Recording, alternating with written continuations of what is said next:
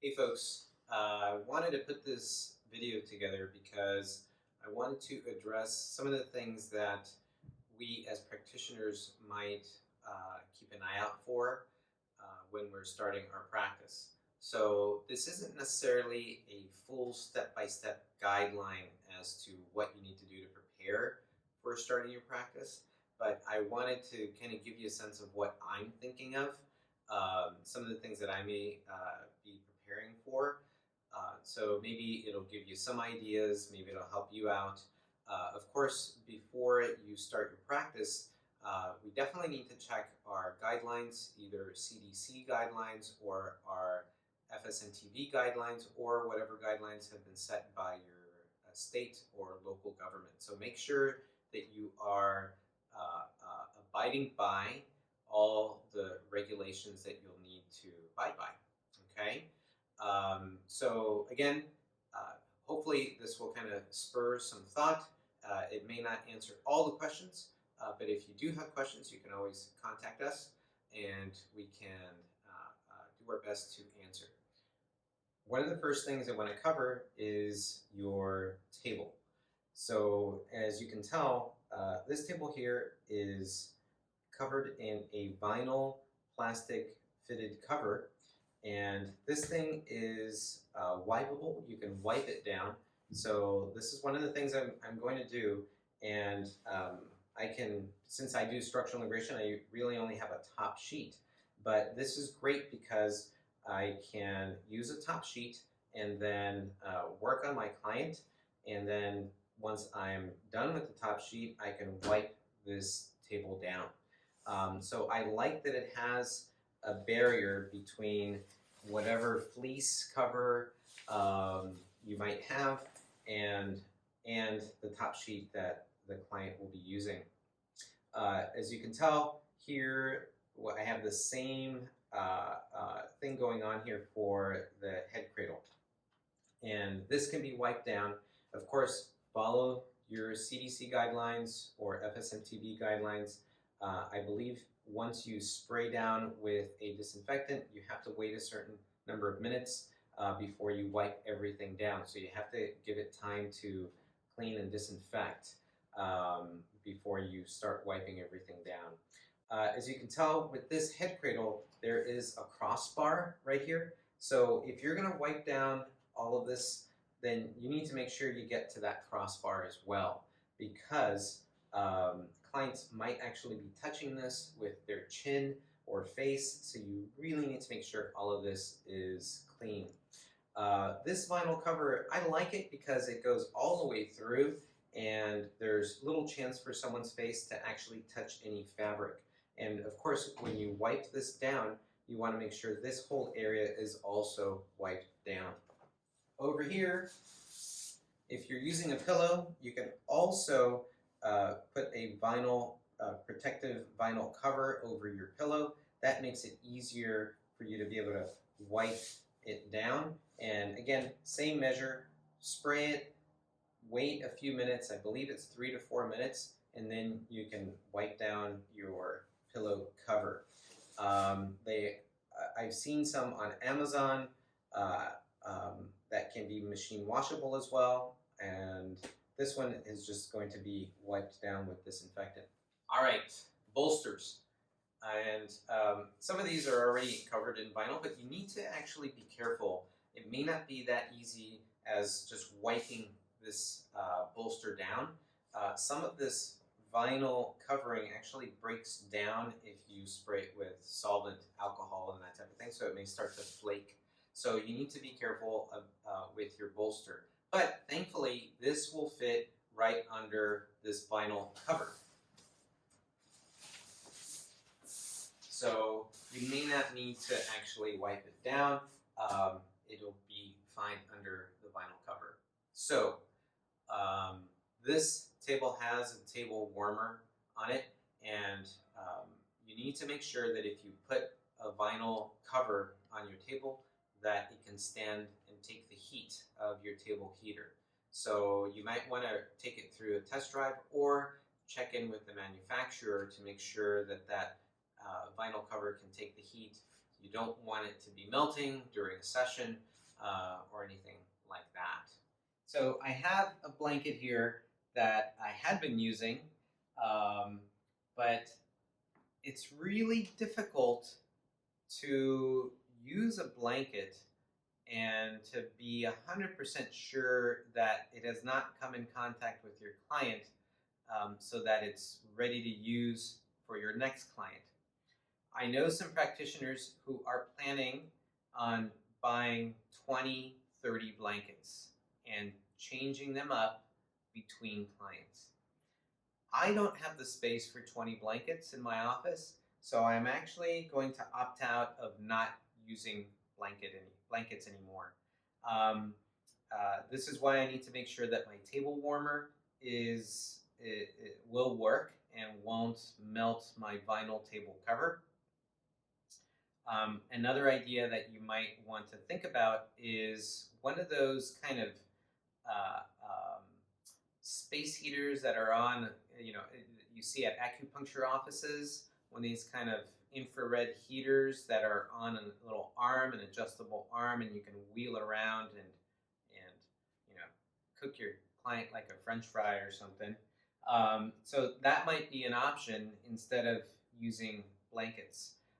Another thing you could use is maybe one of these small kind of movable heated spot blankets. And if you can find a vinyl cover that can take the heat, then fitting them in there, or just putting them in a pillowcase, using that heated little blanket over your client, and just changing out pillowcases. I think it's a better idea to have 20 pillowcases than having 20 blankets. So that might be a possibility as well if you wanted to keep your client warm. I do want to talk about time in between clients. And again, follow the guidelines. I believe some guidelines may say make sure you have at least 15 minutes between clients. Some people are choosing to have half an hour between clients. That was actually my normal practice before COVID-19, to have half an hour between clients in order to make sure everything was clean and neat and I was ready for the next client. So because of that, I am actually increasing the time between clients, and I am going to have an hour between clients. The reason I'm choosing to do an hour between clients is because I want to make sure that there is plenty of time to wipe everything down, but also I don't want the next client to come in smelling the smell of disinfectant and cleaning solutions. So I want to wipe it down, clean everything, and then air it out so that the smell kind of dissipates a little bit, and they don't have to come in with that strong, smelling that strong chemical smell. One of the things I'm going to be doing is actually having windows open during a session. Right now it's okay in the summer months, and I'll need to figure something out for the winter months when it gets cold here. We're in San Francisco, it's going to get cold, but I am planning on having the windows open during a session and leaving them open in between clients just to kind of air it out again to get rid of the cleaning smell and also just to give some fresh air to the space. Speaking of air in your space, another thing I'm planning to do is to have my air filter on. I actually already have an air filter, and we ended up having to get it during the fires that were happening here in Northern California. Let me show you what I have. So my air filter, I have a HEPA air filter, and this one is rated, I believe, certain number of microns. I'm not going to say the actual number because I'm not exactly sure, and it's still adequate for COVID-19. And you can set it up for higher setting. It also has a UV light, and I'm planning on having the UV light on as well. And it's a really great filter. Like I said, I used it a lot during the fires that were happening in Northern California, and it really cleaned up the air. And yes, I am planning on having it on even if the windows are open. But not only does it help with filtering the air, it also helps with just kind of the odor that may kind of naturally happen during the day of working on a group of clients. So this is actually a really cool filter.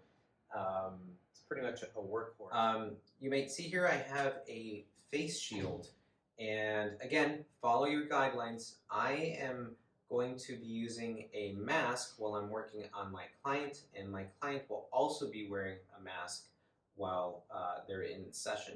But I have chosen to also use, in addition to the mask, a face shield when I'm by their shoulders, neck, head, and face. So just for some additional measure of protection, I will be using a face shield as well. Alrighty, so here we are in this corner of the office. This little settee bench is where clients usually come, and they may set their clothes here.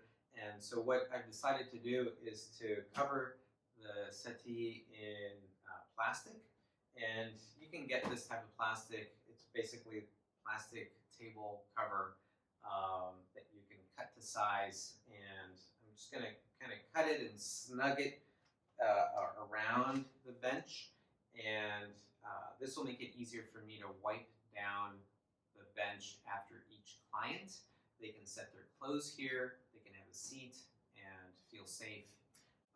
Here we have a box of tissue, paper cups, and I had a bowl of snacks here. Unfortunately, I'm getting rid of the bowl, but all of these things here will have to be wiped down or cleaned or even minimized so that we reduce these high-touch objects. I do have a little dish here for people to put their jewelry. That will need to be wiped down. This table will need to be wiped down after each client. And I may have only 1 or 2 paper cups here per client and not have the big stack of paper cups, just so that we avoid the possibility of clients touching all of these kind of the rims of the paper cups. We have our water dispenser. So you may choose to wipe down all of these areas where a client may touch, or you may choose to just get rid of your water dispenser and have individual water bottles available for your clients. So, up to you. Just need to make sure all of these things are clean and disinfected for your next client. This little guy here was a phone charger for my clients. So it was just an added amenity that I had for clients. And I'm still kind of deciding whether I want to keep this or not. This is just one more thing that clients need to, that they may be touching, and one more thing that I need to be cleaning. So I'm not 100% sure if I'm going to keep this. I know that there are some, I'm not sure what they're called, but they're just kind of charging bases where people just put their phone on and their phone charges up. So, that might be easier for people just to kind of put their phone on there, and I can just easily wipe it down. Not 100% sure if I'm going where I'm going to go, or if I'm just going to just choose to wipe down this charger every time I see a client. So that's it for this area. Oh, one more thing, trash can. So if you read certain guidelines, the trash can should have a cover, and as you can tell, this one does not have a cover. So you may choose to replace your trash can with one that has a cover and that is foot operated. You just step on the lever and the lid opens, and you can just throw your trash in there.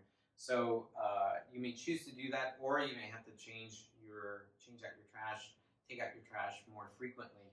So that's one thing we should be aware of and keep in mind.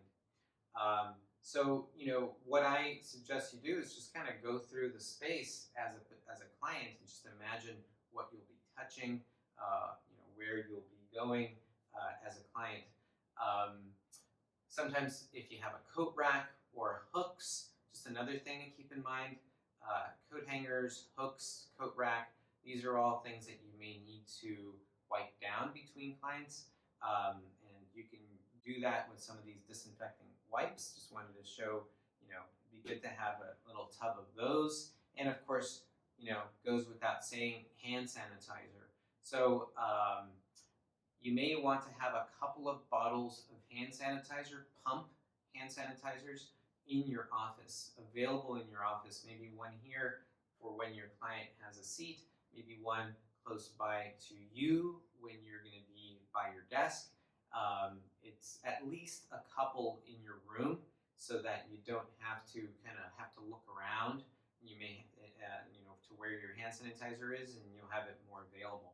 All right, let's talk about glove versus no glove.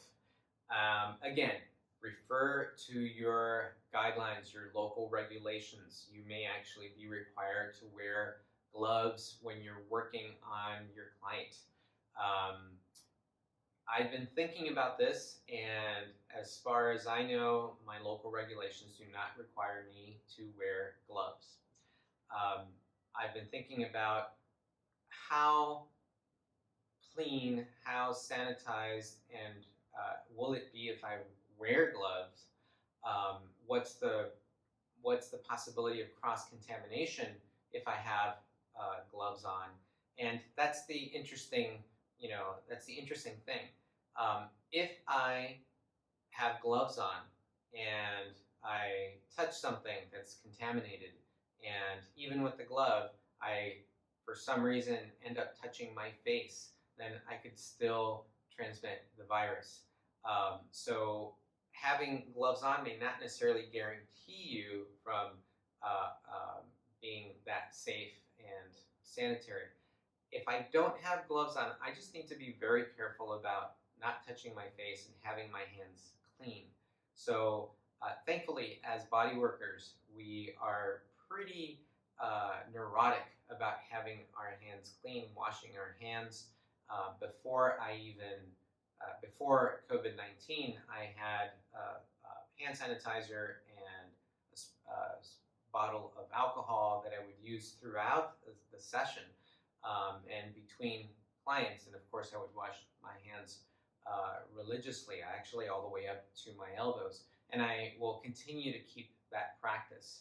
I believe that's going to be enough in my practice. Of course, if regulations change and I'm told to use a glove, then I will absolutely use 2 gloves. I have chosen to not work on face and mouth even with gloves. So in the time being, I am not going to do that just because I don't want to increase any risk of spread.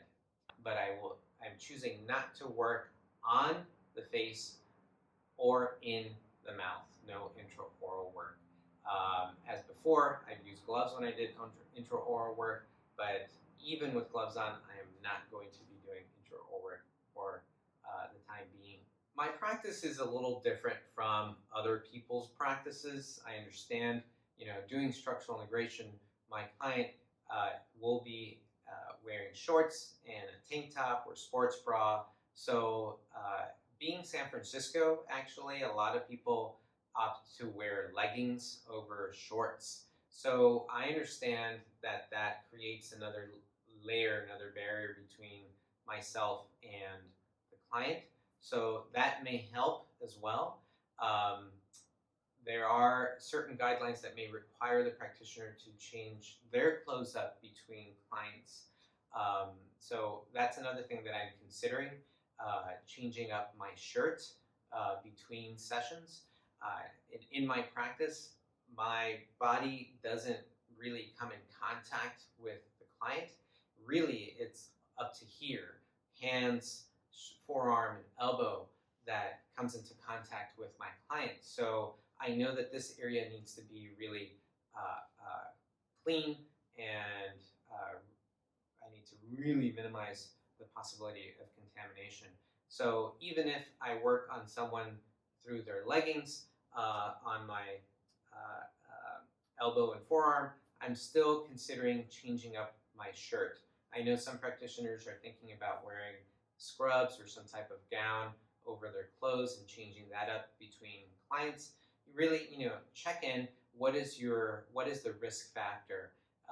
If you are working with people and they're, really completely undressed, and you're having to drape them, um, and there's a higher risk of all of that material and their body coming into contact with your shirt or possibly side of your leg, then definitely keep in mind that you might be to your benefit and everyone's benefit to wear some type of disposable gown.